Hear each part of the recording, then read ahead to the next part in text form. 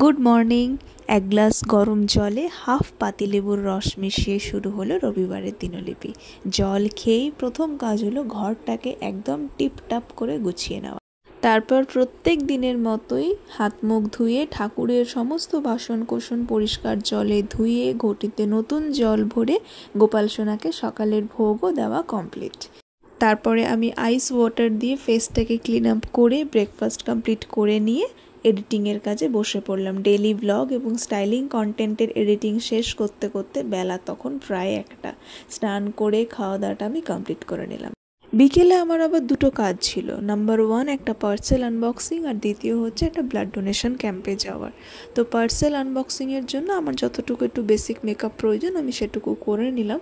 এবং কি parcel unboxing করলাম সেটা দেখতে হলে কিন্তু অবশ্যই আমার গতকালের ব্লগটা চেক করো, আমি কিন্তু কালকেই সেটা আপলোড করে দিয়েছি।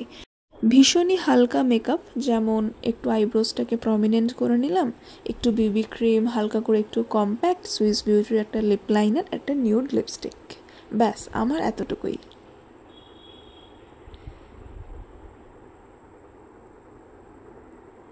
আর নিউড শেড কার কার ফেভারিট আমাকে অবশ্যই জানিও কিন্তু কমেন্টে। যাই হোক, পার্সেল আনবক্সিংয়ের কাজ কমপ্লিট করে এবার আমি গোপাল সোনাকে বিকেলের ভোগটা দিয়ে দেবো, কারণ গোপাল সোনাকে দিয়েই আমি বেরিয়ে পড়বো। তারপরে আমি ব্লাড ডোনেশনের জন্য টপটা চেঞ্জ করে নিলাম। দেখুন, জামা কাপড়ের স্বাধীনতা আমাদের প্রত্যেকের রয়েছে, কিন্তু আমার মনে হয় আপনি যেখানে যাচ্ছেন সেরকম রুচিশীল একটা পোশাক পরা প্রয়োজন। যাই হোক, বেরোনোর সঙ্গে সঙ্গে ভোলে বাবাকে প্রণাম করে একটা টোটো করে আমি বেরিয়ে পড়লাম ব্লাড ডোনেশন ক্যাম্পের উদ্দেশ্যে।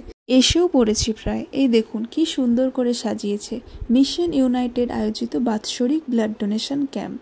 জানেন তো, ছোটোবেলায় আমি আমার জীবনের একটা লক্ষ্য নির্ধারণ করেছিলাম যেন আমি মানুষের মুখে হাসি ফোটাতে পারি। বড় হয়ে যখন আমি আমার সেই লক্ষ্যের দিকে এক ধাপ করে এগোচ্ছি, আমার নিজেরই ভীষণ ভালো লাগছে। যাই হোক, চলুন কথা বলতে বলতে এবার ব্লাড ডোনেশনটা সেরে ফেলি।